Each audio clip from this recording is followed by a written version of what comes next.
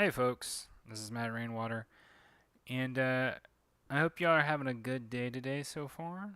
Hope everything is going well. We'll see how my connection's going. I almost thought about not doing a stream today for various reasons. My internet's been funky, which it usually is during the summer in this apartment complex, because the apartment where I live, uh, a lot of the residents here are college students. And so during most of the year, the internet runs fine, but during the summer, I've noticed internet slows down, lags, even gets really crunchy. And I suspect that's because all the summer are all the college students are just like chilling and doing who knows what, streaming like me or binge watching Netflix or uh who knows what, doing illegal things? I don't know. Anyway, that's all preamble, though, to sort of my point, which was, I don't know, like, there was a point where I was like, maybe I shouldn't stream today because I'm just feeling grouchy. Just been grouchy. But then I was like, well, you know what? Maybe I'll feel better after I stream. Let's find out. uh, maybe I'll do a rank at the end of the stream and be like, successful, unsuccessful. Uh, but anyway, all that is to say, kind of a weird week. Kind of a weird set of days. Just weird feelings. Working through, I don't know how to put this. Just like working through some sense of, okay, what needs to change in my life? Does something need to change? This is something I go through probably once every 6 months, where I'm just like, oh, maybe something needs to change in my life. I don't know if this is a way of fighting depression. Maybe. I mean, I've gotten better at that fight. I used to lose that fight. I'm glad I can laugh about it now. I used to lose that fight pretty frequently. Like playing a Dark Souls game where it's just like, okay, I gotta go. I gotta go regather my corpse. Give me a second. Like, I have to regather my corpse a lot less often these days. But it doesn't change the fact that I don't have sometimes those moments are, and they're turning more into moments. They used to be like, oh, I don't know how to, I mean, phases, right? It's turned more into moments than it used to be. It used to be phases where I would just like, things would be going well. I'd be like, I'd have momentum, and then suddenly it would just hit, like either something. Usually, what causes my the triggers for like my depressive episodes that I have experienced in life have usually been, either I'll read a really depressing book, come across some extremely like difficult to parse through information about life in the world. Some maybe a passing of a family member, something happens to a friend, things like that. I mean, things that are, I would say, really typical. Let me actually put on what I'm working on. I just realized. Things that are really typical sort of triggers, I think, for most people who deal with depression off and on in life. But yeah, I think for me recently was just I went through a couple of different books that were full of a lot of important but difficult information to parse through. And I'm not going to really go into the books per se. I might go into one of them, which was I've been listening through the audiobook for this book called Chaos in regards to the Charles Manson murders. Pretty difficult subject. The book actually makes a lot of sense of Quentin Tarantino's movie Once Upon a Time in Hollywood, which I also am aware of that apparently that movie is also based off of a book, but I don't know much about the book. But anyway,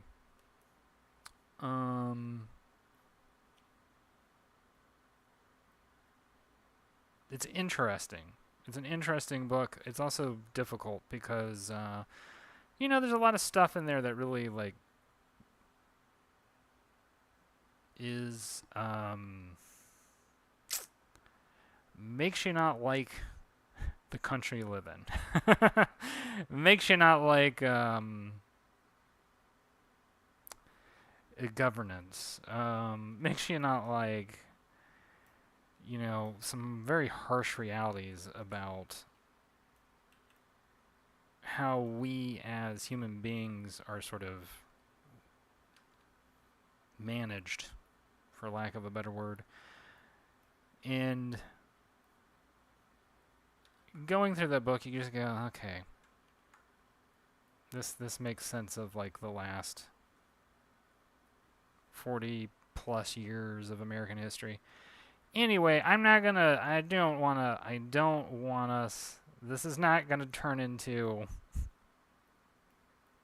that, but I did want to give y'all some context for sort of where I am emotionally today, And, eventually I'm going to have to either finish that audiobook or put it aside. And I kind of thought about just putting it aside just because I was like, oh, this is really too heavy. Like, it is so heavy. It is, some of the things that are talked about in that book are so heavy that it makes me, like, totally want to rethink what I'm doing with my life, kind of a thing. I'm totally now rethinking all my relationships and all this other stuff. Anyway,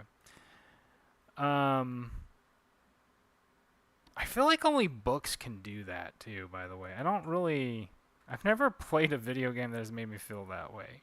But books, for whatever reason, they will get in my head and live rent-free in my head, Like, there are so many. That was my issue with Jerusalem by Alan Moore. Like, I read that book for like 3 years, and by the end of it, there was so much stuff in that book that was just sitting in my head that I just couldn't unthink it, like once I had experienced it. And I can't figure out if this is a good or bad thing. Like, sometimes I'm like, maybe this is a bad thing. Like, maybe this is like a form of magic we should just disband. Because, see what it can do to people. See what it's done to me.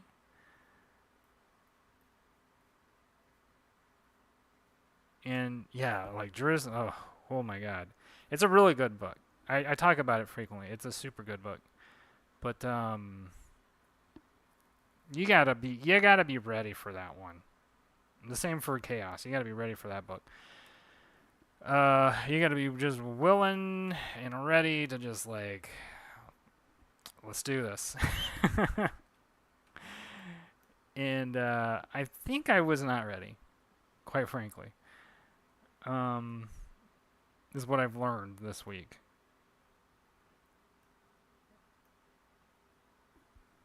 Something I'm thinking about right now, kind of in response to that too, is why do I write stories, right? I've kind of like, I don't know, like people who do like my stories and read them regularly, I'm not entirely sure why they read them. To be totally honest, I'm not entirely sure.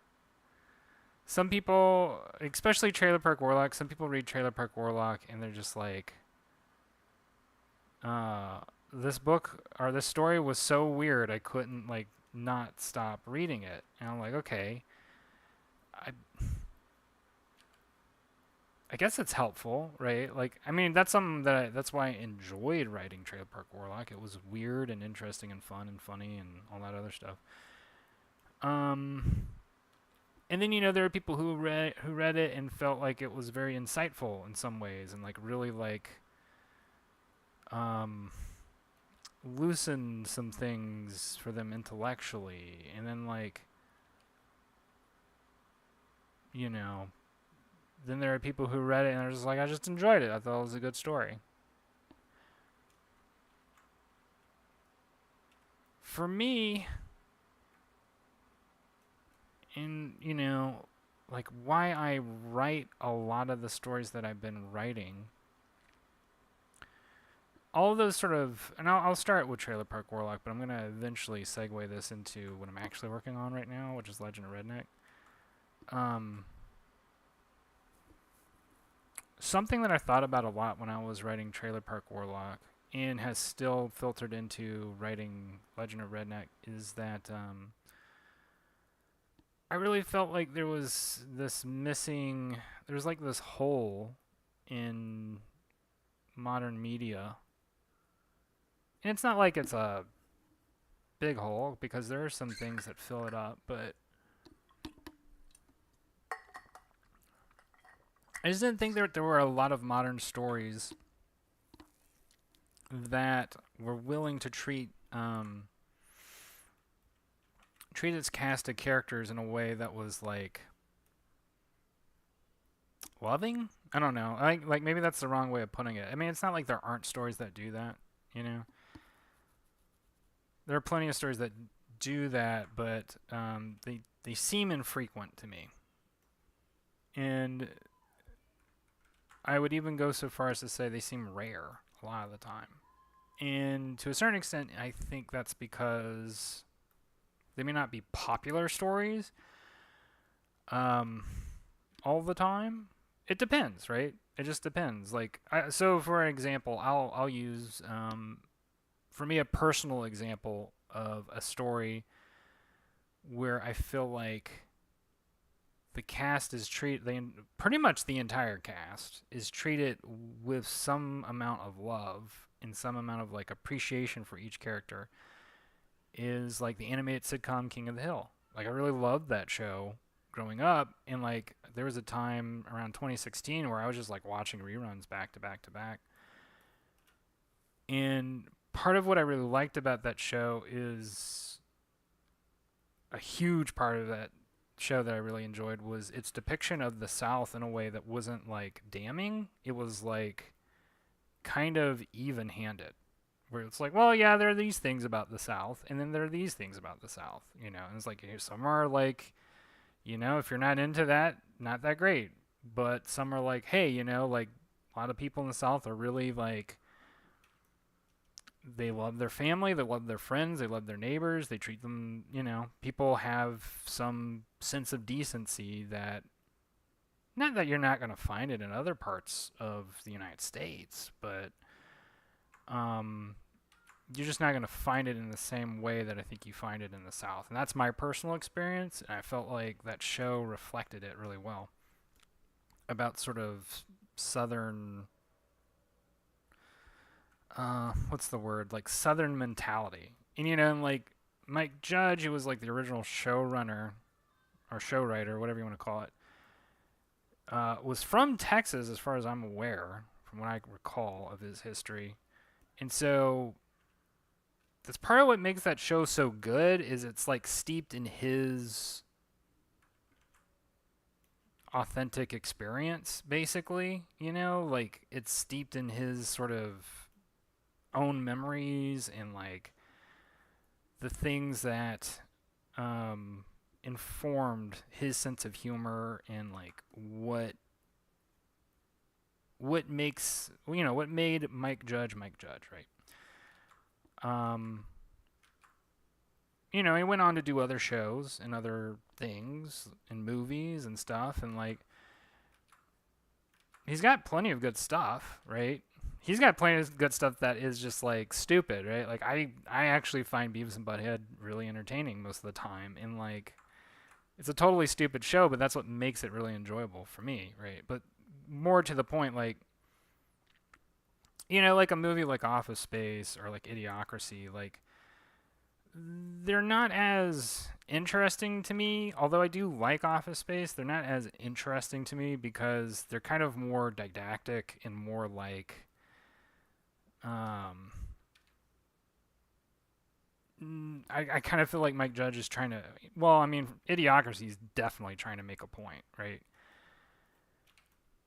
And it just kind of depends on what you feel for, like what you're into, right? Like sometimes a story can make a point, like its main reason for existing is to make a point, and that can really like work for a person, right? Sometimes I like a story where there's not like an intense point trying to be made. It's more like let's just hang out in this vibe, right? Like let's just kind of soak in this atmosphere or these characters and get to know them. And it doesn't matter like what we might think of them on a moral standpoint or what we might think about them on like I'm trying to find the right word, like on a judgmental standpoint, right? I think that's sadly a lot of more modern storytelling is not rooted in that at all. A lot of modern storytelling is very much rooted in sort of this hugely moralizing. It's not like I'm innocent of this, by the way. Like I have done my fair share of storytelling that veers in that direction where it's like kind of moralizing and whatever. I try and avoid it as much as possible because I think that it's just not good storytelling unless your goal is like you want to get a moral across to people. Okay, fine. Right? Like that's fine. But I personally find myself groaning when that's what the writer is like trying to push. So that kind of going back to my original thing was like like Idiocracy is a fun movie, but just its sort of moralizing stance I find a little bit cringy and just like it's harder for me to get into that movie basically. Whereas, you know, Office Space is not doesn't really have like a moral fabric to it. If we're going to compare Mike Judge movies, right? It doesn't have necessarily a moral fabric to it. It just has like a comedic premise, which to me makes for a more interesting movie because there's more that's kind of possible and you're not sort of thrown into this place of trying to judge, no pun intended, um, all the characters like entailed, right? Like I think it's kind of nice to sometimes have a movie where or a story or whatever where you can kind of not. Hey Lucas, welcome. I was just rambling a little bit about storytelling and sort of how I feel about different modes of storytelling and why I write the kind of stories that I write. Um, and I might change some of my what's the word, like some of my examples to sort of fit a younger generation because Mike Judge movies and stories and whatever are a little bit of more of a millennial and Gen X thing. Um, so anyway, like I was saying, I just kind of think that there is this propensity in modern storytelling to be like really, like I said, it's just kind of judgy, kind of moralistic, kind of like viewers viewers or readers or whatever aren't like really left to come up with their own sort of interpretation. And to me, that's like robbing the audience of What is one of the more beautiful things about art? And like, so I'll put it this way. What got me into art in the first place? Right? Like, what interested me in art as a child? Um, well, there are various things that sort of like led to that, but I think first and foremost, I had an art teacher early on in my life who saw that I was like, I had an eye for art, I had an eye for aesthetics, and really encouraged me to like keep doing it and like just, in her own way, like did a lot of things to help me along. But mostly what she did to help me along was she just like helped expose me to expose is such a maybe that's not the right word. But I guess that's the best word I have. Expose me to like, classic cool artists, painters. Like, she introduced me to so many different painters when I was a child, and so much mythological stuff. And that was a huge part of sort of my interest in art. So, like, for example, one of like the earliest artists I became really interested in as a kid was an artist by the name of Claude Monet. He was an impressionist artist during the like late 1900s. No, I'm sorry, not late 1800s, not 1900s. Late 1800s. He's a French artist. And I think what interested me about his work, if you ever see it, it's very like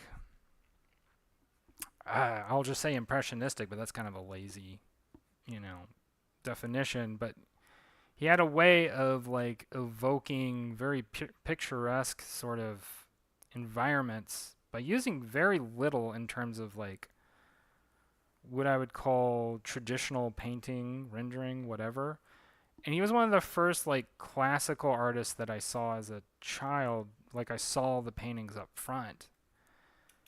And it's a very different experience seeing it up front because you suddenly like you suddenly see a piece of artwork not just as like a flat image, but you also see like the way that the paint is layered and the way that like you start to kind of think, oh, I can kind of see how this person was putting this painting together. And that was like a huge inspiration for me, right? And there were plenty of other artists after that that, would later on inspire me as I got older. But just having exposure like to going to art museums, or going to plays, things like that, all that stuff sort of like um, contributed to my interest and fascination in art. And then, what would end up becoming interest and fascination in art history, philosophy, all that stuff, right? Um, and that has ultimately sort of led to, over time, this interest for me in the art of storytelling, because that was kind of the one thing that I always did from when I was young, right? Like, I was always drawing comics, even, I mean, I started probably as early as 5. Not that that's super unusual, right? I think I think a lot of kids start off doing that. And then they kind of leave it behind, maybe because they find another thing that interests them or another hobby or whatever, right? Like they get more into video games or they get into sports or whatever. Like, somebody finds the thing that's for them. I used to be kind of one of those people who would be really snobby about it and be like, well, art's the only thing that matters. And it's like, well, maybe, art matters a lot to me.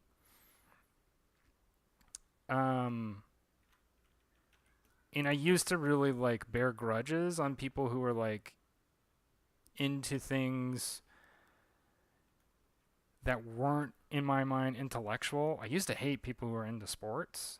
And then that changed the last couple of years, where I suddenly like realized like, okay, I understand why people get into sports. It's the same reason why I get into art. Like there are these special little moments that are particular to their experience, and they go, oh, okay, like I want this all the time, right? Um, so for me, art had a lot of those moments, and I always wanted. I'm trying to remember why I originally started at this point, and I'm going to get to it eventually.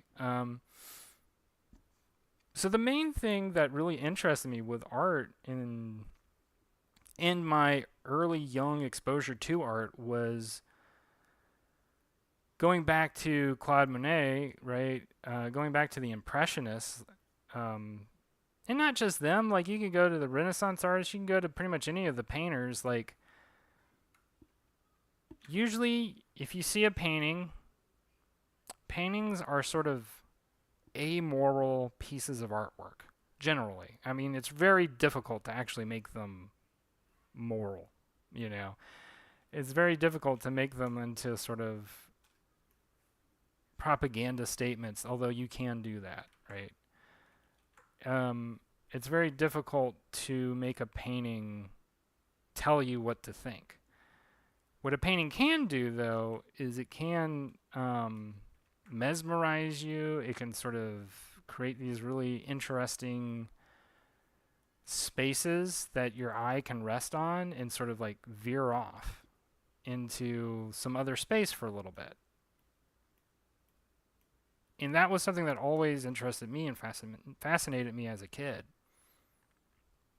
which was so many people, so many different people can look at a painting and they can get a completely different sort of experience from it. And to me, that seemed very special because as a child, like, I grew up in a religious household, you know, and that's been a whole life's worth of like, you know, development and trying to understand and integrate those experiences into my life. But the only reason I bring that up is because growing up in a religious household, going to church, all that stuff, I was always sort of, you know, you go to a sermon, you go to church, you go to Bible, you know, you go to what you call it, Sunday school, all that stuff. You're always sort of told one way to think about your religion, about your faith, about your, you know, your the Bible, all that stuff. And I always found it boring. There's no other way of putting it. It was just really boring because I guess being an imaginative child, like there was always other ways that I could imagine and sort of see some of the reasoning in Bible stories or like see some of the inferences and implications, you know, like asking very weird and interesting questions about sort of like, you know, like, well, I mean, if they were living on Noah's Ark that long, I mean, that thing had to be gigantic, like bigger than even the measurements that are in the Bible and all this other stuff, right? Stuff like that, right? Where it's just like, I'm not even questioning it on like a, is it real? Is it not? Who cares? Like, honestly. Questioning it on like almost a storytelling basis, right? On like a, well, on a like, on an interest, but a questioning kind of interest, if that makes sense. So anyway,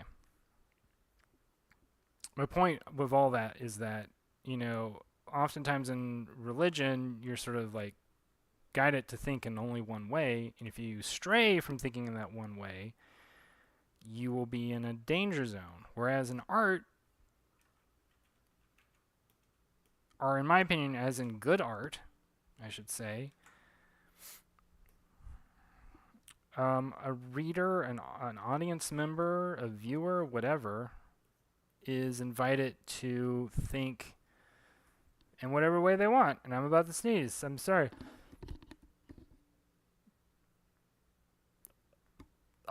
It's like, oh my god, I'm about to sneeze. I became too aware of the sneeze. I became too aware of the sneeze, and now I can't sneeze. Oh god. Anyway. So, what was my point? My point is like, I think that there's something very liberating about art when it's done well. That what that liberating aspect is allowing somebody to enter a space and not ask anything of them.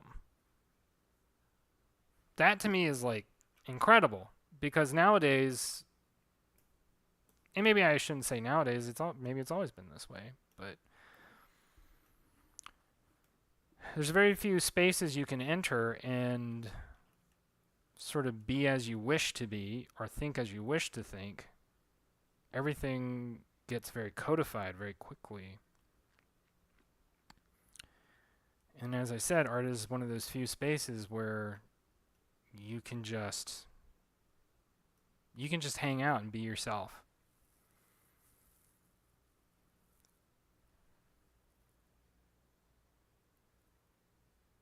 Oh, Lucas says, I don't know, I just got here. Answering to when you asked about what the point was. Yeah. Yeah, I mean, we figured out the point. But yeah, to me that's really crucial. Like, that's really, like, if art can do anything, especially in this day and age, if art can do anything, it can kind of allow people to be people and allow people to not have to have a hot take or an opinion or a necessary sort of like, immediate reaction to what they're taking in or what they're viewing. They can just kind of enjoy it on their own terms. And then after that point, they can come up with whatever, viewpoint that they want, or have no viewpoint or whatever. Like, that's okay, right? It's a very weird thing about modern society is there's a lot of pressure on people to have an opinion, to have a viewpoint, to have like some kind of necessary like gut reaction about every single little thing. And it's like, well, not everything has to be that way. Sometimes you can just like watch a movie and be like, wow, that was interesting. And that's literally all you'll have to say. I've watched so many movies like that where I'm just like, wow, that was interesting. And then, come back to it years later and be like, oh, that's why I thought that was so interesting, because this and this and this and this. Whereas somebody else might, watch the exact same movie and they'll have a completely different set of things that they thought was interesting.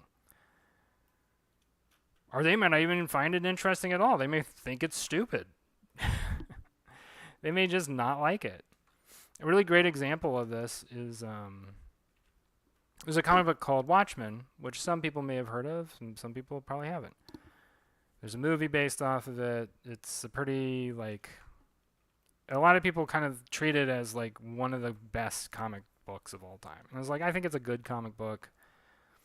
There was a long period of time where I would say it was the best comic book ever. And now I'm just like, well, it's one of the good comic books out there. Anyway, the way that Watchmen is written,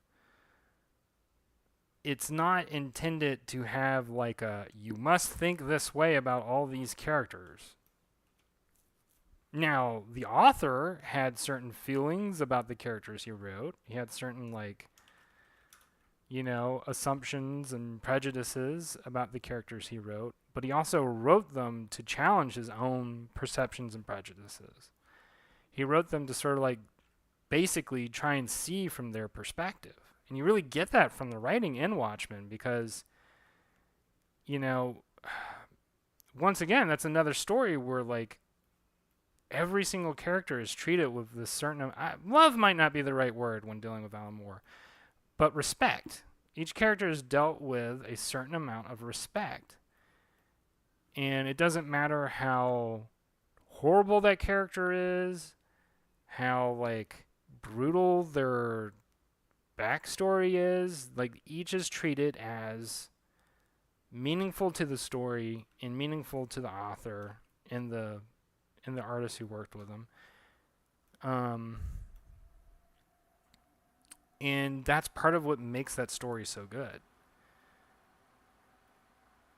And let me see if I can get back to some of my initial point.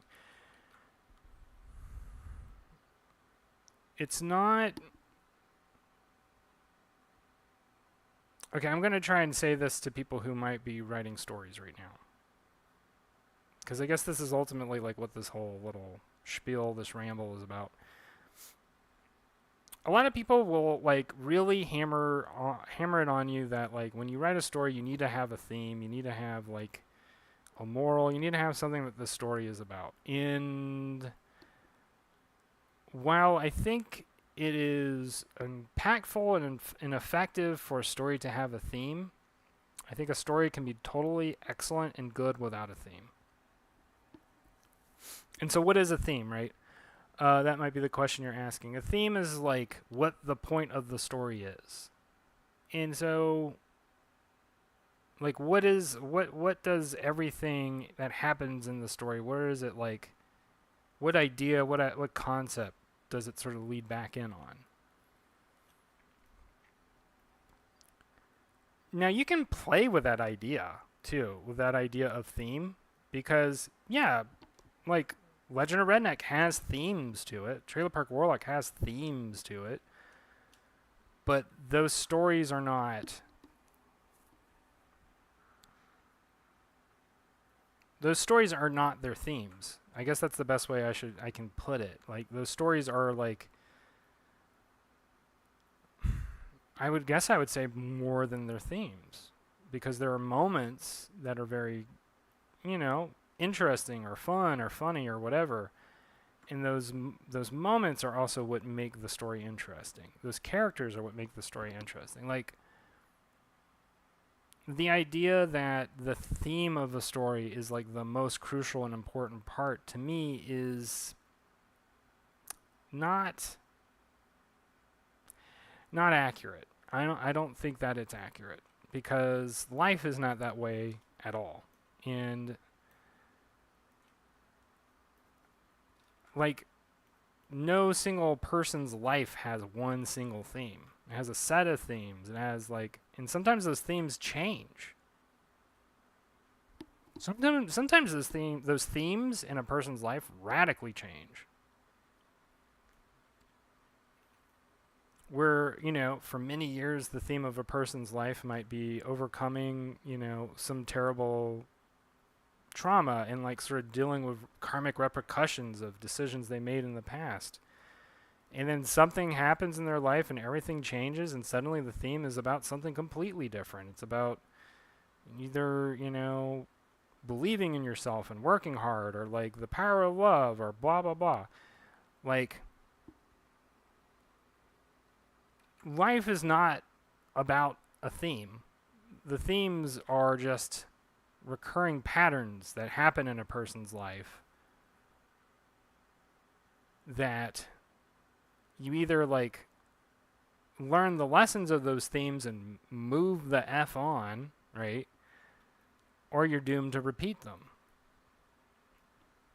And to me, I just think that it's more interesting to have a story that isn't burdened by theme as much. I say all this like I'm,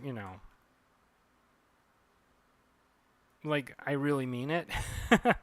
I only kind of mean it, because there's plenty of movies that I just love plenty of stories that I love that like the themes are very much solidly part of the story.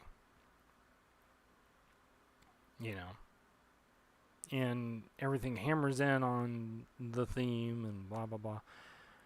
Um, but I think my point in this is like theme is a little bit overrated at times. At times. And it depends on what kind of story you're trying to write. But going back to my initial point, a story doesn't have to have a point. A story can just be entertaining. It can just be entertaining. It can just be about a set of situations, and you let the audience figure out what the theme is. You don't have to know what the theme is. The audience will figure it out for you. And especially if they really like your story, they'll do the work to try and come up. They'll make stuff up. They'll make up what the story is about if they're really into it. So I don't think that it's necessary to like Lucas says, "Oh, just like the speech you did." Nice. That's funny. Uh, yeah, it doesn't. I mean, exactly. Exactly. But that's my point. Like, that's what I like about art is that, you know, especially music is particularly good about this. Music is one of those realms where, you know, like let's just say like an instrumental song, right? There's no lyrics, there's no words to the song. An instrumental song can have you feel in a whole bunch of different ways at different periods. Like you could, I'm trying to think of a good instrumental song to like use as a, I don't have a good example right now. But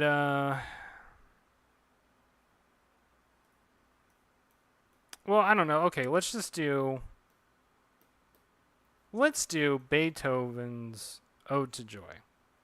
Right? It's a beautiful song. It's like one of the great classical songs. The only reason you even know what the song is about is because of the title. Like that's it. That's all you know about the song. Beethoven wrote the song and was just like, this one's called Ode to Joy. And had he called the song anything else, like if he had called it like, you know, Ode to My Dog Biscuit, or like, you know, this song is about my loving wife, which I don't know if he did have a loving wife. Or if he named the song like Fugue in A minor, I don't know.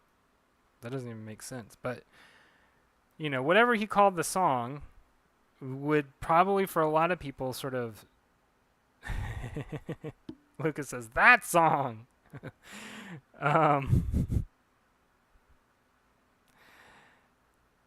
If he had, by the way, Lucas, you're back. We're back to like I can't read your screen name anymore for some reason. So I guess the curse is back on. Um, anyway, um,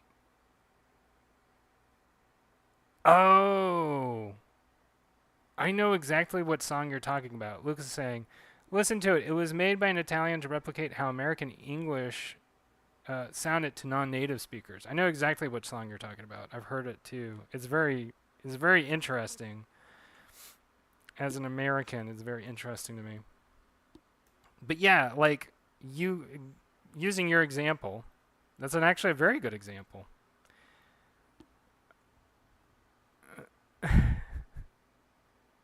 No, don't worry about it, Lucas. You don't have to go away. Um, I like what you're bringing to the table because it is a very good example about how that's kind of what we call abstraction in art. So Like the person who wrote that song you're talking about, that Italian song, the name of which I do not know.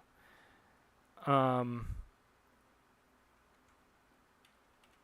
they abstracted American English, right?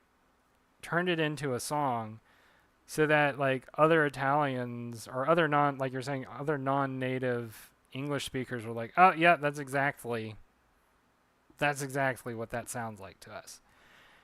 And, on some level it's done as parody, right? It's done as like um kind of making fun, right? And sort of poking fun at what Americans sound like, which it can be extremely entertaining. I find it extremely entertaining. Um, but it is like a way of communicating something without actually saying it, if that makes sense. Like you can communicate something without ever actually saying exactly what you mean. Going back to sort of Ode to Joy, Ode to Joy communicates joy within the song at least, without outright saying it. And you feel joyful listening to the song. I mean, I feel a little bit more than joyful. I feel like ready to ready to conquer the world or something. Like it's not just joy; it's like ecstasy. It's like it's a little something extra than just joy. But Beethoven felt joy in a very strong way, I guess. Or maybe we in our modern period feel joy in a very weak way, perhaps.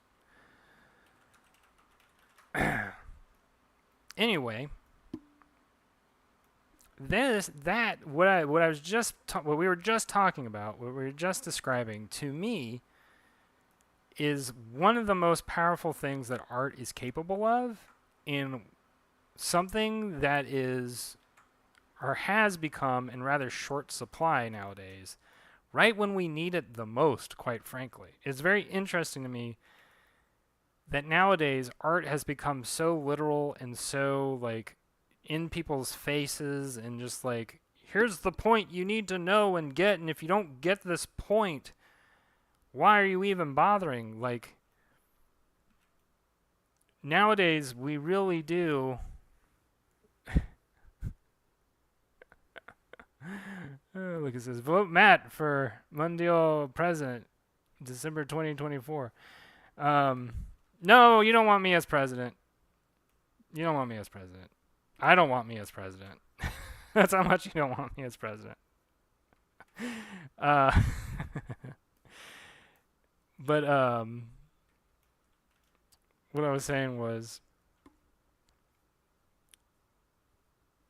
we need it more than ever. Like we need that ability to communicate. And I have been thinking about this actually a lot in terms of like stories I want to write in the future, or like I don't know, art that I want to participate in the future. Is like we really need that kind of art that escapes literalism and escapes moral judgment and escapes like politics and escapes just like all that crap and just goes to that like high, for lack of a better word, spiritual place that very few other things other than art can do. And it's desperately missing in the world right now. Like desperately missing in the world. And I'm not saying, I mean, look, I'm saying this, I don't feel like Legend of Redneck really accomplishes any of those goals right now. It's kind of my own thing. It's fun, it's goofy, it's all that stuff, but it's not on the level that I think that a song like Ode to Joy is. It's not on the level of like that kind of art where it's like, you know, for eons. I know who can say eons, but for a very long time, people will listen to it, and the idea comes across regardless of what period of time you live in.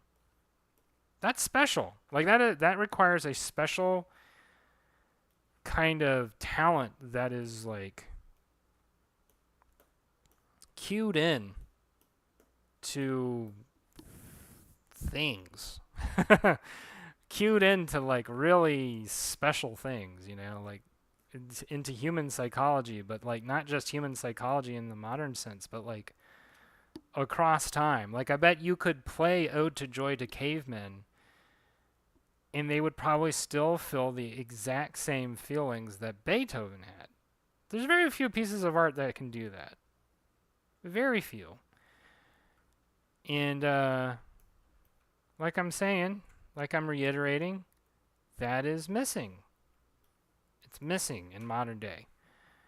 I don't know how to solve that problem. I'm not here to like solve it. I'm just here to point out the issue.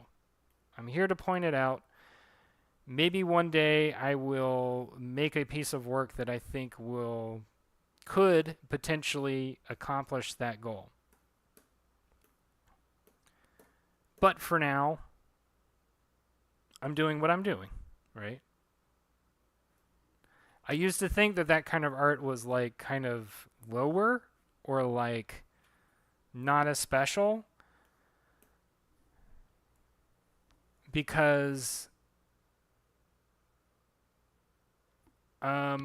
because I thought it was too easy. Like I used to really be into like super intellectual, and I still am on some level. Super intellectual sort of like, you know, art with heavy themes and you know, thoughtful and blah blah blah. And it's not like I'm not nowadays still, but I don't think of it in the same way that I used to. Like I don't think of it as the same sort of like level of specialness that I did in the past. Now I kind of think about it as like, well, that's another kind of art, and like that's cool and all. But I'm more interested in finding art that can go to that abstract level and cross language barriers. You know what I mean? Like that's exactly what Lucas was talking about. Is like that art, that song she was describing was music that could cross language barriers.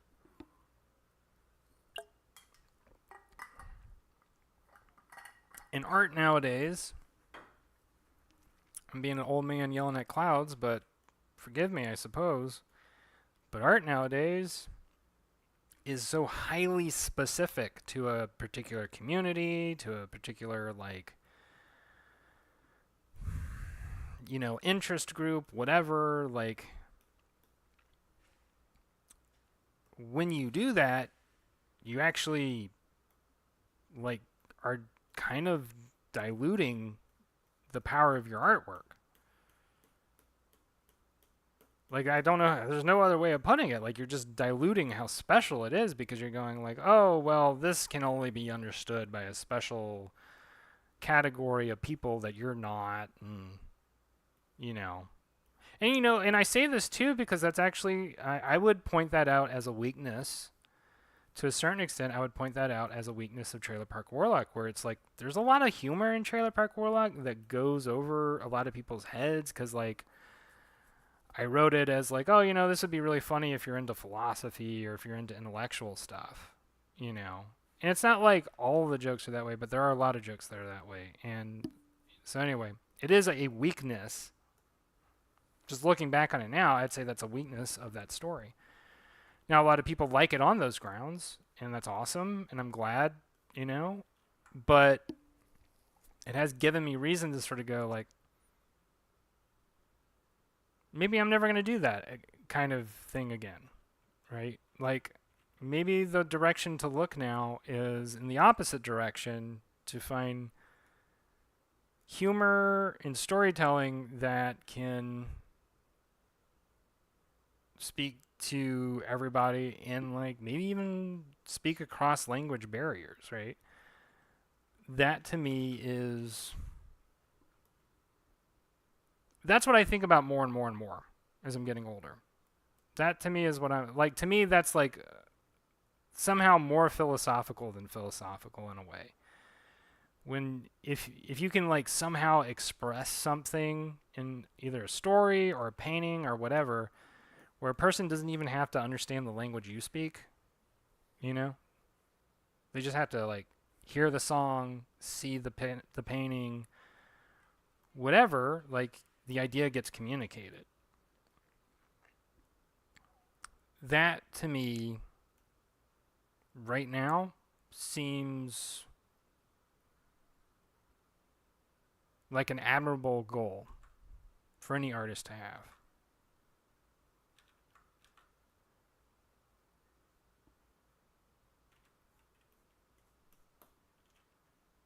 I may not have any other thoughts after that. That may have been my last thought during the stream because I was just like, yeah, that's it. Like, that's what else is there really to say for myself at this point? Like, because, well, and that's the other thing is I don't really know what that looks like. Like, I kind of know what it looks like. I flirted with that idea a lot when I was doing watercolor paintings. And I've since sort of taken a break from that because I had a good productive 3 or 4 months where I was just like nailing it, right? Like just doing excellent painting after excellent painting after excellent painting. And I came across this point where I was like, I'm kind of done. Yeah, my head did go empty. Lucas, it definitely went empty. Um, and then there was a point where I was like, I just don't have any more paintings in me. I just don't have, they're all gone. Like I did what I guess I needed to do during that period of time. And now I just have like a stack of paintings just sitting in my bedroom. Um, like I give them away as like gifts to people, you know, but that's all I'm going to do with them. I'm not going to do anything else. And I'm trying to figure out like right now, like what would comics, what would webtoons, what would whatever, you know, I would do, I would want to do, what would it look like if I could figure out how to like communicate in the language of cartooning something on the level of, I don't know, Ode to Joy or just something less than that, you know? Is there a way to tell a comic book story without like even having words in the story? Oh, I'm going to see what Lucas has to say. Lucas says, that thought started to bounce around your head like a TV logo, and the kind of monstrosity I'm making I don't think could be considered art. Well, if you made it, it technically is art. I hate to break it to you. Anything you make, anything anybody makes is technically art. Now, is it good art? I don't know. Only time can be the judge of that.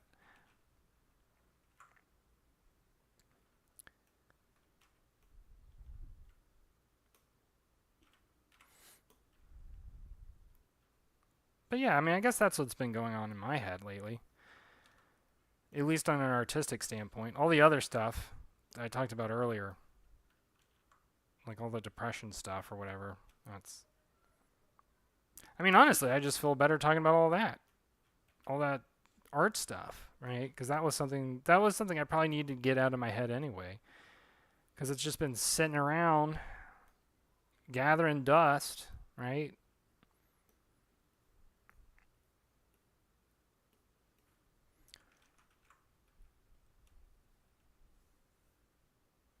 Okay. I'm making pretty good progress on these panels that I'm coloring. I'm a little bit worried about this taking too long for some reason. I say for some reason. The reason being, like, I am going to go play some board games with friends later on. And I've been sort of putting myself in a hurry. By the way, I got a new plant today. Hold on, maybe I can show you my new plant.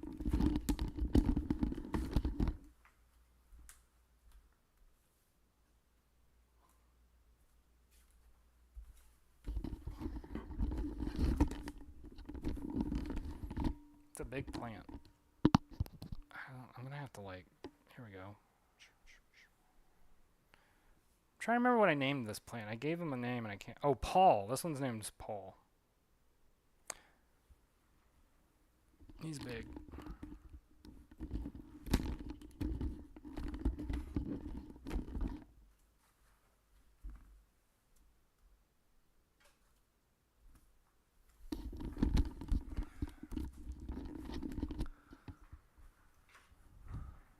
But yeah. I picked Paul because he fit my rubric for what I need in a plant, which is largely easy to manage and maintain. So I only have to water that one twice a month, which I usually get succulents for that reason. Oh, you didn't hear it? That plant's name is Paul. Or do you mean like literally like what is the name of the kind of plant, like the taxonomy? I have no idea.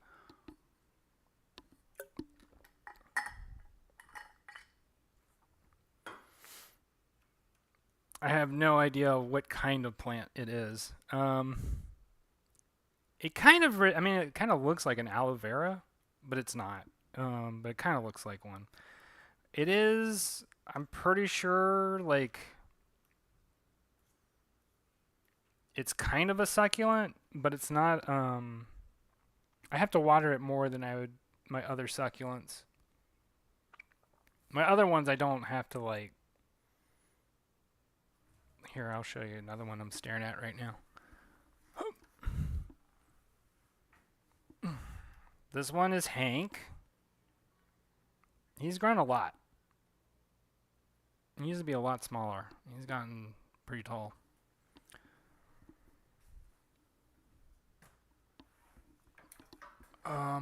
This one is Ellsworth. It's a fun looking one.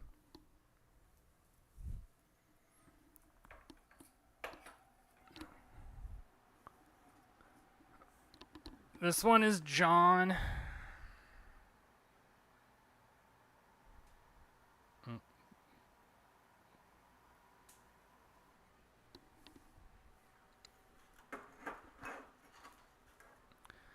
This one is Wesley. He is not doing well. He's like barely hanging on. I don't know what to do. I don't know what to do for this poor little guy. I'm either overwatering him or underwatering him, and I'm not sure what.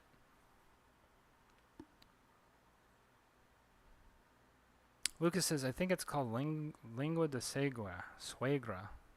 Lengua de suegra in Spanish. With tongue of something. I don't know what suegra means.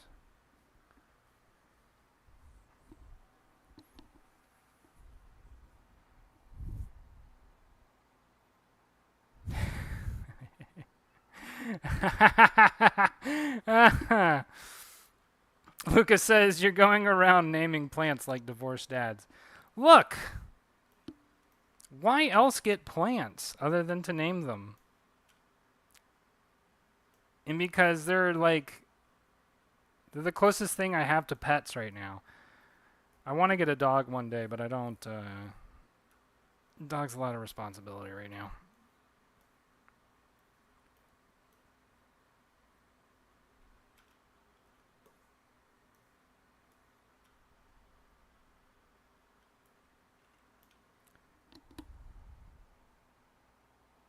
Suegra is mother-in-law.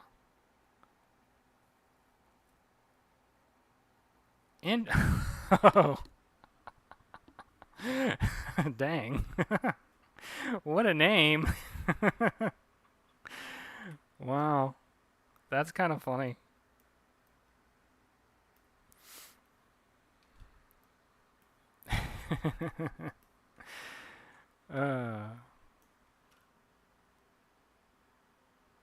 Those are not all my plants. Those are a lot of my plants, but not all of them. I have a couple of others, but it would require more time for me to go get them, and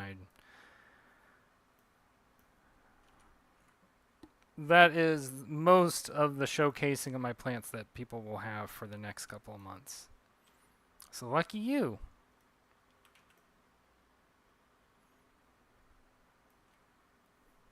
But they're easy to take. Most of those are easy to take care of. Wesley, I don't know. I don't know what's wrong with that one. I'm gonna have to do some research or something. I had a bonsai tree that I was taking care of that I thought was doing fine, and then one day just like it lost all of its leaves, and then it was just done. I was like, what? It just it was so sudden. I was just like, what happened? And that new plant that I just got the pot it's in was the bonsai tree's pot. The bonsai tree was a present my mom got me for Christmas, and so at first I was like, "Oh, I'm doing a great job taking care of this bonsai," but then apparently not. So anyway, that's why I kind of stick to succulents because they are easier to take care of. Anything where it's like, oh, you got to fertilize it, you got to like, water it in this particular way, or like it's gonna have this particular amount of sun. Uh, that's probably more than I really have the patience to manage right now. Maybe one day when I am older and retired, I'll be that kind of plant person, or just like, well, that if that happens, I'm gonna be doing more than just taking care of plants. I'm gonna be taking care of a lot of different things.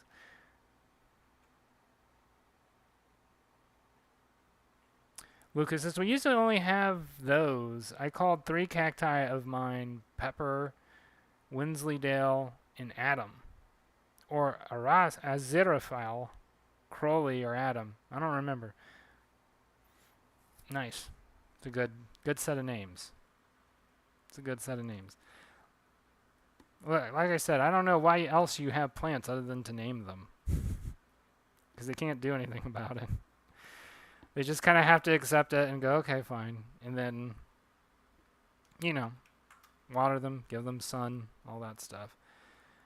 I'm not I'm not a green thumb by any means. Like, I'm not like that great with plants, but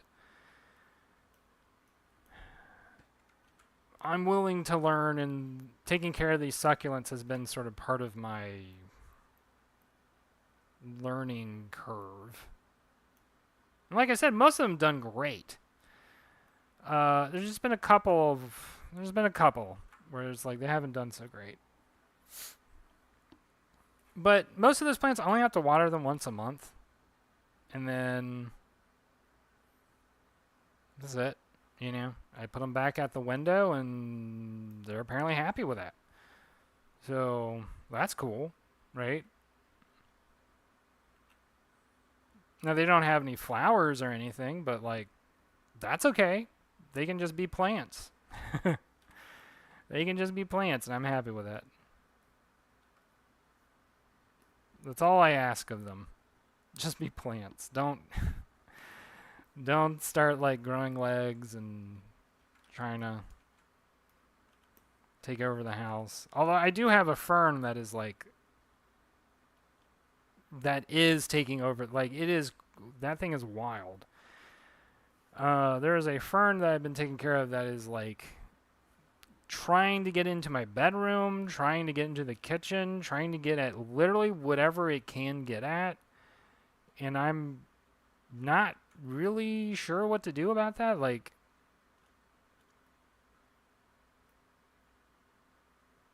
I guess I'm just going to let it do its thing. But it might end up just taking over the entire apartment, and then, the next person who moves in here is going to have to, they're stuck with it. I don't know how else to put it. Like, this is your problem now. Sorry. You just have a fern to take care of now that is part of the apartment. Now, if the fern helped pay rent, I wouldn't mind so much. That wouldn't bother me.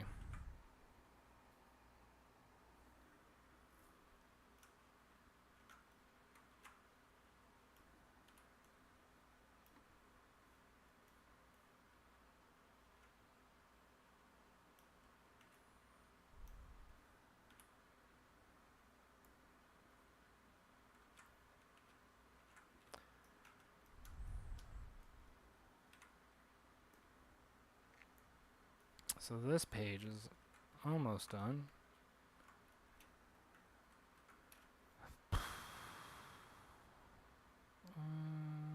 Yeah. I might do some other stuff tomorrow, but I don't know. When I just looked at it, I was like, that looks done. Sometimes I'll come back to a page I just colored like the next day, and then I'll look at it and go, okay, there's like a couple things here and there that I'll tweak.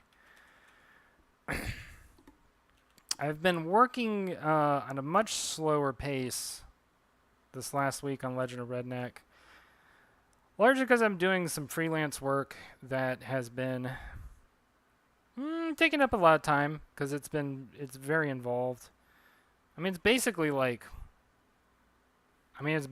a 10-page comic, so it's very involved, and it's been interesting and fun, and I've mostly enjoyed the work, but I do get sort of like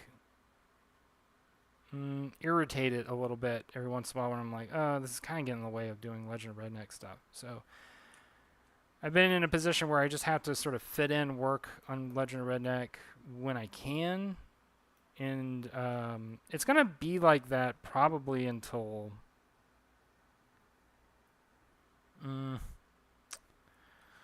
I'd say probably until August,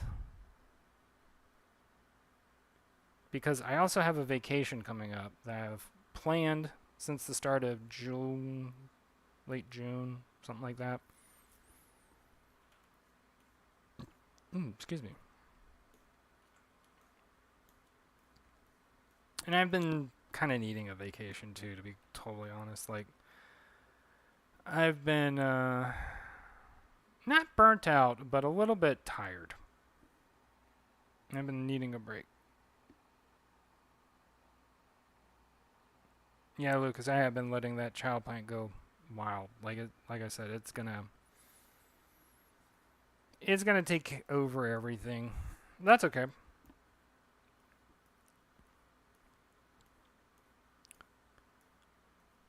But yeah, there'll be like the production on trailer. Sorry, I'm like getting things mixed up in my head. The production on Legend of Redneck will slow down a little bit, and then in August it'll pick back up, and should be just same schedule as before for the most part, unless I have another freelance project that comes in. We'll see. I was kind of talking about this last stream, but there is the possibility that like my updating schedule for Legend of Redneck may change if I end up doing more freelance stuff. I'm just kind of putting that out there so that people understand, like, yeah, it could change, but right now I'm trying to keep it where it is right now.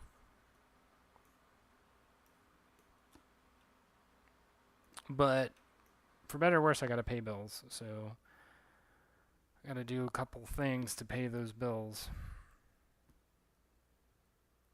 Like everybody does.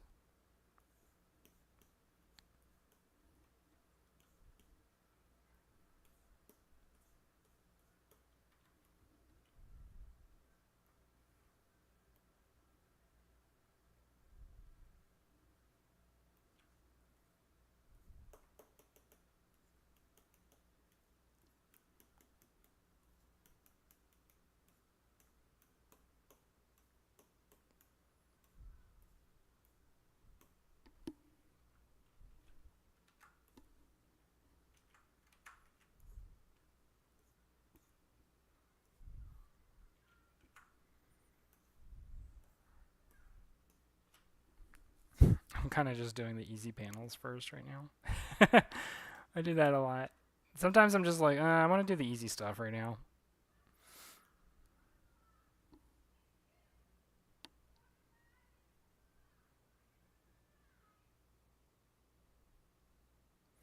Lucas says, Profe no se escucha?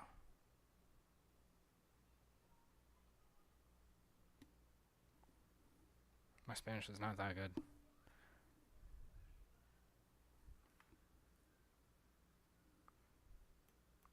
Maybe one day it will get better.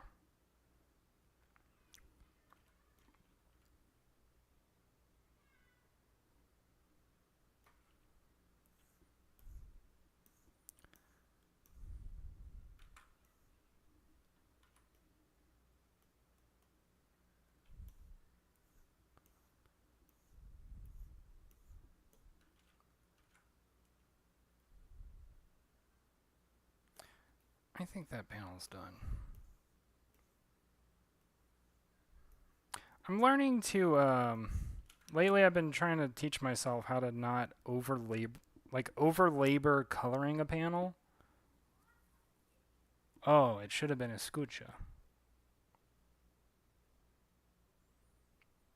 Profe no se escucha. Does escucha mean rescue or something like that? I know it's like a to-go thing. It's like... Lucas says the audio went off some moments ago. It's all good now. That might be an internet connection thing.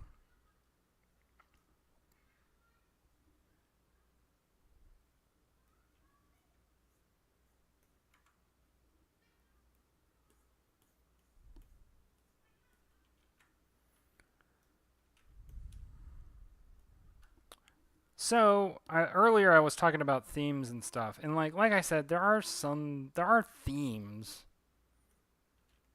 in the Legend of Redneck, but I'm trying not to let the story get too absorbed into theme. Like I don't want the story to get so absorbed into theme that like that like you can't enjoy the characters and stuff. And so I'm trying to thread that needle, so to speak. I'm trying to figure out like what that's going to look like right now. I guess the way that I've been writing it has helped. Because I've been sticking to it in this sort of like Sunday comic strip style where it's a little bit loose. The episodes do have a continuity, but they're not like a tight continuity. So like, you know, some things here and there you'll have some aspects of the story sort of resolve off page. But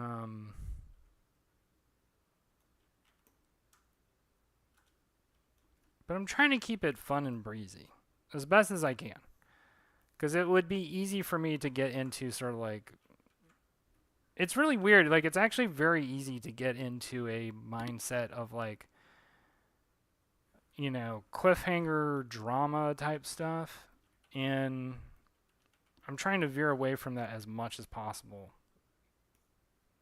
Because I think there's enough of that in the world anyway. So,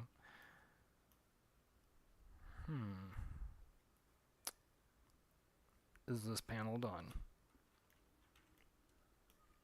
Not quite.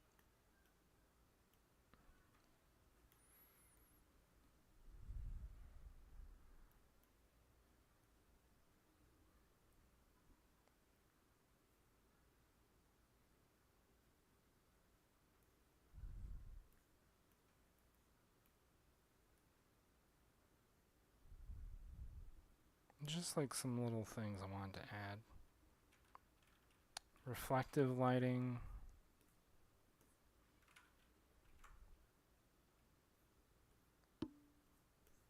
Okay. Still have 2 more panels to go.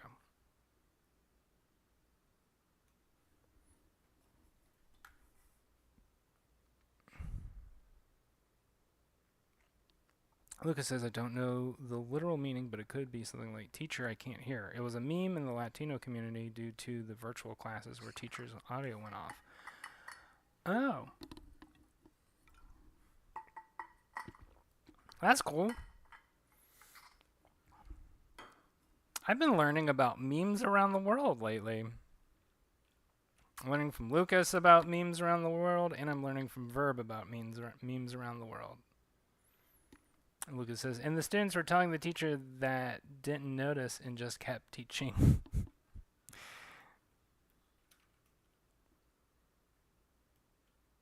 Very cool.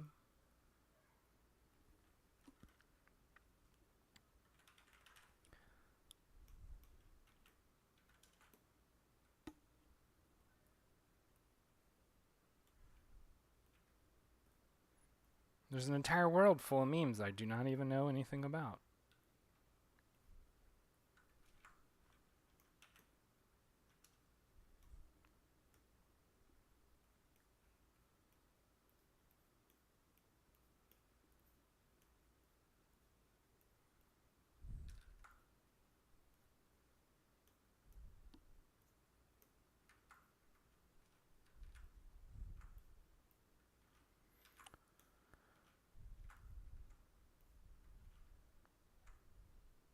Oh, there's something I need to do on this panel that I didn't do.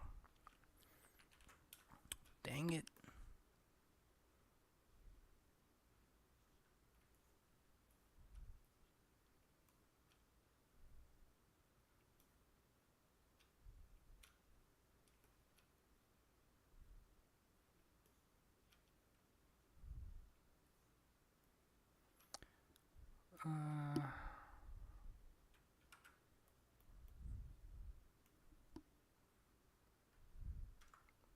Wait a minute.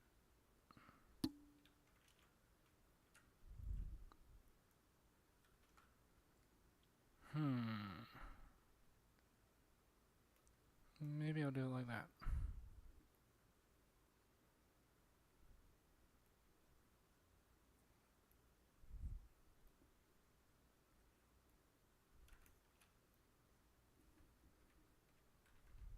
Okay.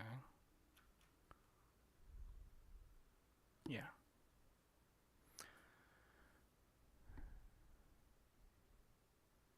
Lucas asks, also, I don't remember if you already answered this, but what was your inspiration for Judy? That is a very good question because you know what? Here is definitely, I know for certain, the main inspiration for Judy. I originally had an idea for a story that I wanted to write as like a sequel to Trailer Park Warlock that would follow like the two kids, Nate and Candace. And Judy has a lot of character traits that are sort of like what I would imagine Candace would be like if she were older. And that's kind of my main inspirational point for Judy because and maybe this will change, but I've kind of come to this point where I'm like, I don't think I'm going to do a sequel to Trailer Park Warlock. Like, I kind of want to let that universe rest. Now, I might change my mind, but for right now, I'm kind of like, okay, let's just let it, it had its moment. That moment is gone. And let's move on to sort of like other storylines and other ideas and whatnot. So I would say that's kind of my main. For Judy, that's kind of my main idea behind her is like, I'm thinking of the character of Candace as like if she were older. Although there would, if I did actually do a story about Candace herself, there would be things about her that are very, very different. And I've kind of changed the way that I've thought about what she might be as an adult, too. As I've thought about that story, like what that story would look like a little bit more. So that's definitely one answer to that question.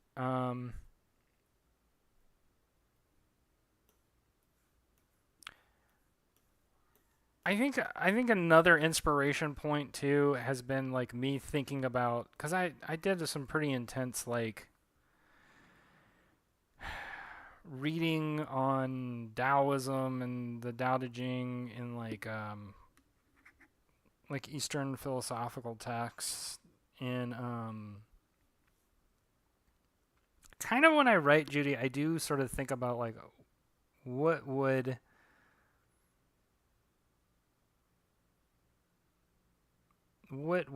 sort of I don't know how to put this. Like I definitely want to write a character who's like super her compassionate side and her sweetness is so integral to her and so just like basic to her that she doesn't think a second thought about it. And that's kind of how I think about Judy to a certain extent. Um, so anyway, Lucas says, "What would Candace do?" So yeah, those are kind of my two answers. I would say definitely the Candace thing is more the main point. Is like, I definitely think of like what would an adult Candace be like. And like I said, that idea has changed a lot because I've sort of thought about other paths that Candace might take, you know, as an adult. Um, because there is another path that she could take emotionally and psychologically that I've thought about a lot as like once again, I keep having this idea about a story I want to do that is like a spiritual successor to Trailer Park Warlock, and who knows if I'll ever get there, but um she definitely keeps coming up as a character I would want to have in that story. Like Candace. I think when I wrote her in Trailer Park Warlock, I had her in mind as like sort of this follow up character, and the same for Nate. And I don't know if I'm ever going to get there. Like maybe one day, but right now I'm sort of taking it very tentatively and just kind of going like, okay, well, right now let's finish Trailer Park or not. Let's finish the Legend of Redneck and then like see what happens next, right? Um, I kind of have to take it that way because, quite honestly, like I don't know, who knows what the future will bring, right? I don't, right now, like so much kind of fills up in the air, and not only in my life but in everybody's life, where it's just like, gosh, who knows what tomorrow's gonna be like. Um, so you know, for myself, I've made this commitment to finish the Legend of Redneck, and then after that, we shall see. We shall see.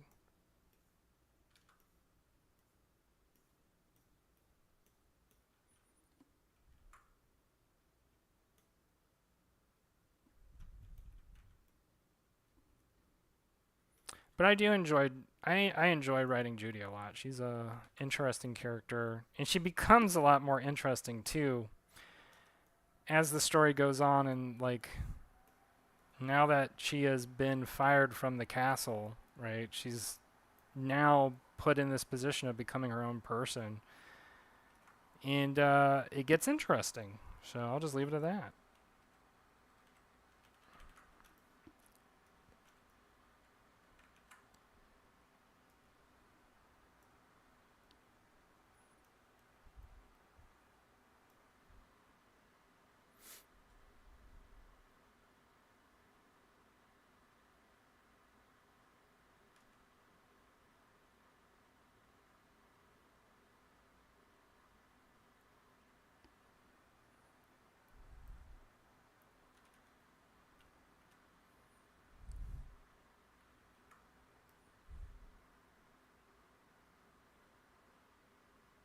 All right,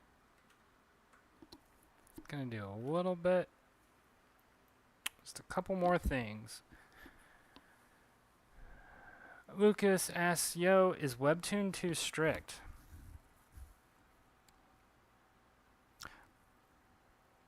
How do you mean by that question? Like, is the company Webtoon too strict with what kind of stuff I can write?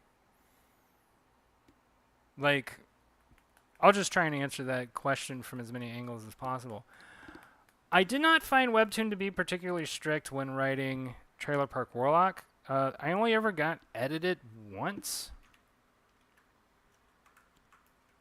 And by edited, I mean, like, I only ever had one instance where an editor asked me to change something in the story.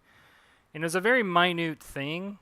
There's an episode where, like, Jake, you kind of see Jake in his astral body, and he's technically, like, naked. So it's like his naked ghost body. And I drew his butt. Like, there was an opportunity for everybody to see Jake's butt, and the editor thought that that was too risque for Webtoon audience. So no ghost butt, had to delete the crack of his butt. And so that was the only time that I was ever asked to change something in the story. Everything else, which I'm kind of amazed actually, everything else in that story was allowed to be what it was. And I haven't had, I mean, I'm not working directly with Webtoon on the Legend of Redneck. I'm kind of doing my own thing, and so far they have not really been annoying or anything about it. I've just been sort of like free to do whatever I want. So I really haven't, I can't say that I've had issues with Webtoon on a strictness sort of thing. Like, I mean, for myself personally and the work that I do, I don't really do anything that's, I don't know, like, it's not like mature necessarily, not in the sense that other things are mature. There's no like overt sexual themes or like the violence isn't gory. There is violence, right? Um, the language, like Hizzard curses a lot, but I just sort of do my own thing to make it veiled, you know. And to me, that's also part of the humor for the story. Um, now, are there other ways that Webtoon? I might say that Webtoon is kind of strict. Maybe. I mean, like, I would say Webtoon's kind of strict in their policies in terms of like what stories they let get popularized on the platform. They're very into their demographic, and they're very into the idea that like it needs to be romance comics or whatever, or it needs to be anime or whatever. But like that's different. That's a different kind of strictness, and that's not really, they're not really enforcing that. It's just kind of the way it is, right? Um,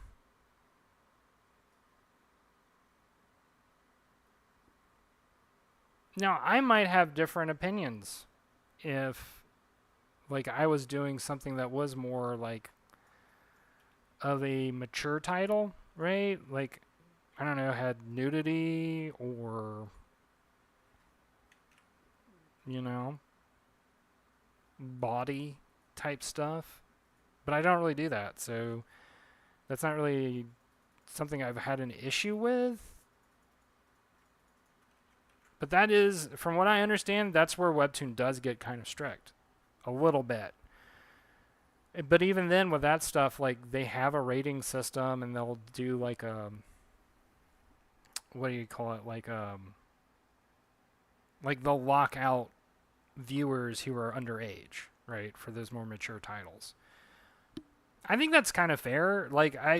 That's not anything different from what any other platform on the internet does. Like, you go to YouTube, like you have to be pretty particular about what you post on YouTube. If you're doing something that's for children, you are put under a lot more scrutiny, right? Than if you're just posting something that's just for whoever, right? Um, I mean, it's a different internet than the one that I grew up with, right? Because when I was a kid, it was just a free for all. It was just like ratings. What? Like, like anybody at any age could see anything. I don't know if I would personally say that's necessarily a good thing.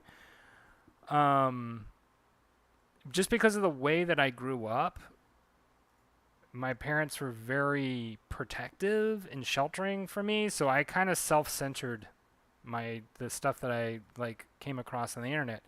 Not that it didn't stop me from being exposed to some things that I would say were kind of mature for the age that I got exposed to it, but like um nowadays like it's pretty serious, I would say, comparatively. Like it's companies, platforms, whatever you want to call them, get very serious about like what people at particular ages are exposed to. and they make a big deal out of it. And like I said, I don't know, like that may not necessarily be a bad thing in some scenarios. At the same time, I also find it kind of annoying, right? Like it's kind of silly to a certain extent. Like I honestly like it's fine that Webtoons has a rating system. It's fine that they have, and by rating system I mean like this is for kids, this is for teens, this is for adults, you know. Um, as opposed to the ranking system, I guess you could say, or like the stars or whatever you want to call it. Like that's a different kind of rating. Uh, but by the rating system, I mean like there's a content rating system, right? Like I think that it's an ultimately good idea just because people from every age are reading webtoons and like yeah, there might be some stuff on there that maybe 8-year-olds don't need to be exposed to, right? But then there's stuff on there that's totally fine for 8-year-olds to be exposed to. And then there's stuff that, you know, after a certain age, it doesn't really matter. You're going to do whatever you're going to do, right? So anyway, going back to sort of your original question, is Webtoon too strict? Like I said, I haven't had an issue with that, but I have heard stories of people who have had issues with that and who have had problems. And Webtoon might not be, I mean, you know, they might need to find a different platform for themselves because it's very unlikely that Webtoon's going to like change their strictness anytime soon. Now they might have to at some point just because it'll help them make more money or whatever. But for now, you know, that's kind of the way that they are, basically. There are, there are other topics regarding Webtoon as a platform that I would divulge into, but maybe at a different time on a different day. I think for now I'm going to hang it up and leave you because I'm going to go play some board games with friends and kind of chill out for the rest of my day. I was supposed to dog sit today, and then that got canceled. I'm a little bit disappointed.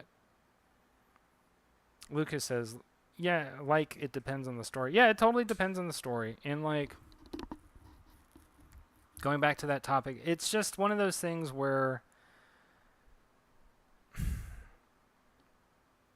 I think my opinion on it is very much colored by the fact that a lot of the stuff I did, I would say was very safe. Not 100% safe, because like there's some stuff in both Trailer Park Warlock and Legend of Redneck that I'm like kind of surprised I got away with that. Like a lot of the stuff about like vaping and smoking, there's a lot of vaping and smoking and nicotine usage in Legend of Redneck that I'm kind of like, oh, this is a little risque. Like, this is a little bit on the edge of what I think would be appropriate for teenagers. But,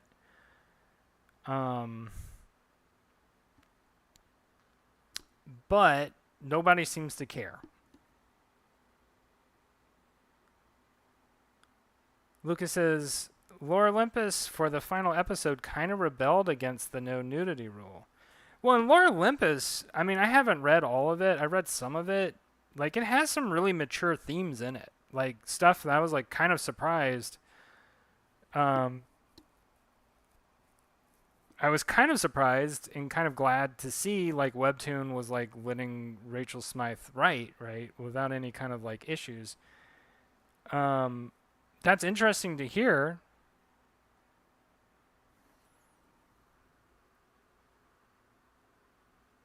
I don't necessarily know what that last comment refers to because I haven't read the final episode of Lore Olympus, but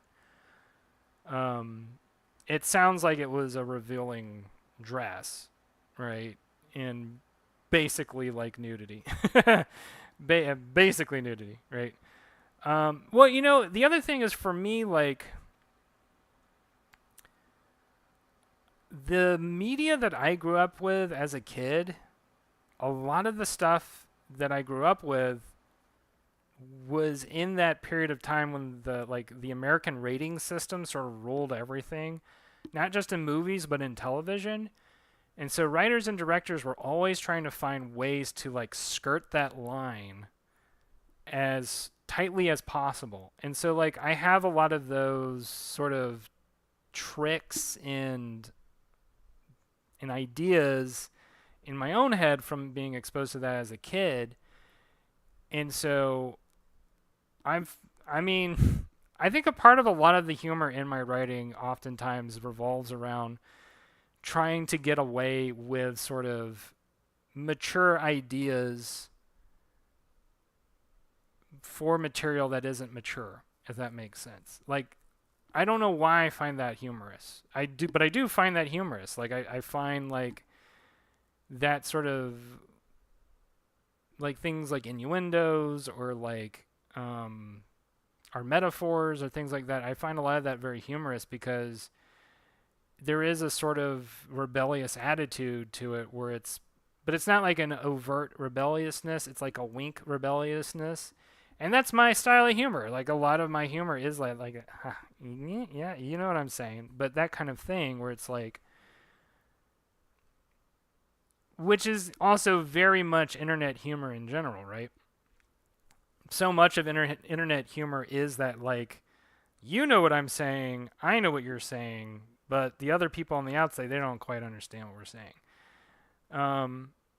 Which kind of goes back to my original topic earlier about, that is sort of an issue with modern storytelling and modern art is almost everything is like that nowadays. Almost everything is like people trying to talk to each other while keeping the third party out. It makes it different. It makes it difficult for people to communicate overall to a certain extent. And so that's why I brought that up earlier, that idea. But I mean, is Webtoon going to be HBO anytime soon? No. I mean, Webtoon doesn't want to be HBO Max. They just don't want to skirt that line. Webtoon, you know what Webtoon is like? Webtoon is like, Webtoon is kind of like Square Enix in the 90s. And that might be too obtuse a reference, but like Square Enix is the company that made like the Final Fantasy games, Kingdom Hearts, stuff like that. And that is like kind of, in my mind, that's sort of the audience that they cater to to an extent. Like in my mind, I kind of think that that's what the editors at Webtoon think about when they are like trying to figure out what is that appropriate line to skirt. And they want it to seem mature, right? They want it to go as close to as like this is an adult story as possible without it ever being adult. So they will allow, certain amounts of rough language. They will allow certain amounts of like nudity or sexual themes, but there is, in their minds, there is like a stopping point, a break point where they go, oh, that's too much. And as opposed to, I don't know, something on HBO Max or like Netflix or whatever, where it's just like, whoop, anything goes, right? Like, whatever, it's just fine, whatever, we don't care. But even HBO Max has its like limits, the points where they draw their lines. I don't really know what causes people to determine what for what, But like I said, like, just for myself personally, all of the mature stuff that I write into my stories all tend to be like conceptually mature or like deals with mature stuff that I'm not trying to promote. I'm not even really trying to talk about. I'm just trying to like poke fun at or like make some commentary about. That's just like right on that edge of, this is appropriate, this is inappropriate. And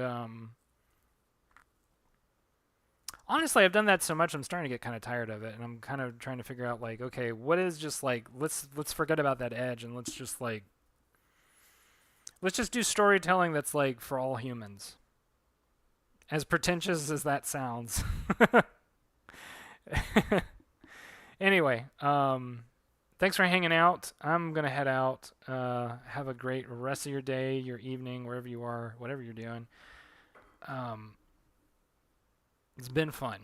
I'm glad we were able to do this. We will talk again soon. All right, later.